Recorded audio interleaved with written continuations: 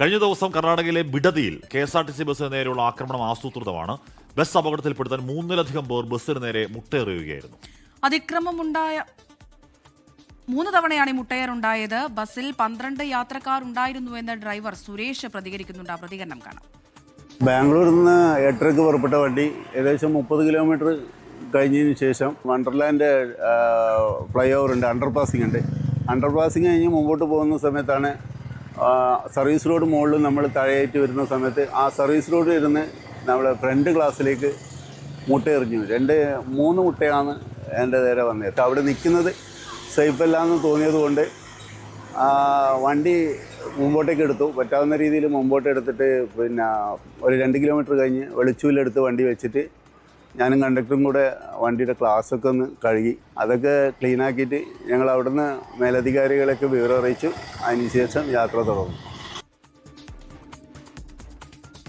ദിവസങ്ങൾക്ക് മുൻപ് ഡ്രൈവറുടെയും കണ്ടക്ടറുടെയും മരണത്തിനിടയാക്കിയ KSRTC bus അപകടമുണ്ടായ സ്ഥലത്തിനടുത്താണ് മറ്റൊരു KSRTC ബസ്സിന് നേരെ കഴിഞ്ഞ ദിവസം അതിക്രമമുണ്ടായത്. പ്രദീപ് നാരായൺ ചെയ്യുന്നു. പ്രദീപ്, അപ്പം നിരന്തരം മുട്ട എറിഞ്ഞുകൊണ്ട് വണ്ടി അപകടത്തിൽപ്പെടുത്തി. എന്താണ് പ്ലാൻ? ആരാണ് ആ സംഘം?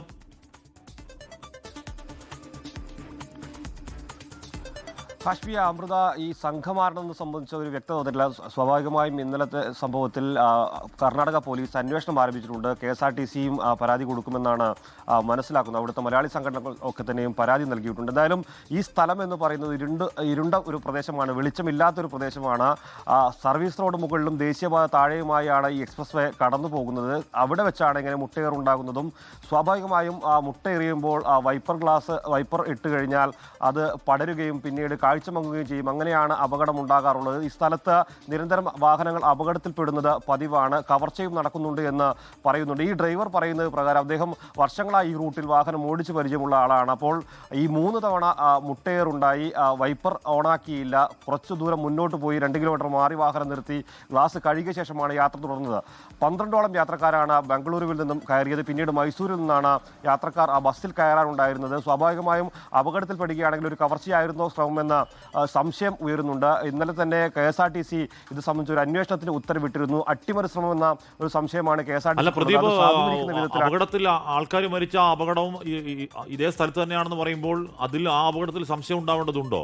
അന്ന് അതിന്റെ ആ ബസ്സിന്റെ വിൻഡോ ഗ്ലാസിൽ ഇതുപോലെ മുട്ടയുണ്ടോ എന്ന് പരിശോധിച്ചിരുന്നോ പ്രദീപ്? അതറിയാവോ?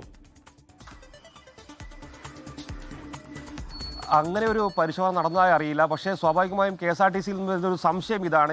ഈ ഒരു അപകടം ഈ മുട്ടയേറുണ്ടായതും നേരത്തെ 8-ാം തീയതി അപകടമുണ്ടായതും ഒരു 2 കിലോമീറ്റർ ചുറ്റളവിൻ്റെ വ്യത്യാസം മാത്രമേ ഉള്ളൂ. ഈ പ്രദേശത്ത് നിരന്തരം മറ്റു വാഹനങ്ങൾ കൂടി അപകടത്തിൽപ്പെടുന്ന സാധ്യത കൂടി പരിഗണിച്ചാണ് ഒരു അട്ടിമറി സാധ്യത സംശയിക്കുന്നത്. എന്തായാലും അത്തരത്തിലൊരു പരിശോധന കൂടി നടന്നാൽ അതിലൊരു വ്യക്തത വരും. 2 പേരാണ് 8-ാം തീയതിയുള്ള അപകടത്തിൽ മരണപ്പെട്ടത്. ഈ സംഭവം ഉണ്ടായപ്പോൾ ഡ്രൈവറുടെ ഒരു സന്ദർഭോചിതമായ ഇടപെടൽ കൊണ്ട് മാത്രമാണ് വലിയൊരു അപകടം ഒഴിവായത് എന്ന് നിസ്സംശയം പറയേണ്ടി വരും. ലക്ഷ്യം എന്താണ്? ആ ലക്ഷ്യം മോഷണമാണോ എന്ന് പറഞ്ഞാൽ 3-4 പേരെയൊന്നും നിരന്തരം മുട്ടയെറിയുമ്പോഴത്തേക്ക് വൈപ്പർ ഇട്ട് കഴിയുമ്പോൾ ഒരുമാതിരി എന്താണ് ഇങ്ങനെ കുഴകുഴാന്നുണ്ടെങ്കിൽ ഗ്ലാസ് മൊത്തം ഒന്നും കാണാൻ പറ്റത്തില്ല.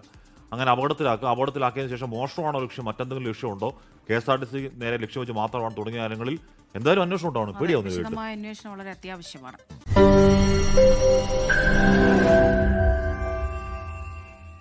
ലോകത്തെവിടെയായാലും ഏത് സമയത്തും 24 വാർത്തകളും ഓഗ്മെന്റഡ് റിയാലിറ്റി പാക്കേജുകളും എക്സ്പ്ലെയിനറുകളും വിശദമായി കാണാൻ ഞങ്ങളുടെ YouTube ചാനൽ നിങ്ങൾക്ക് സബ്സ്ക്രൈബ് ചെയ്യാം.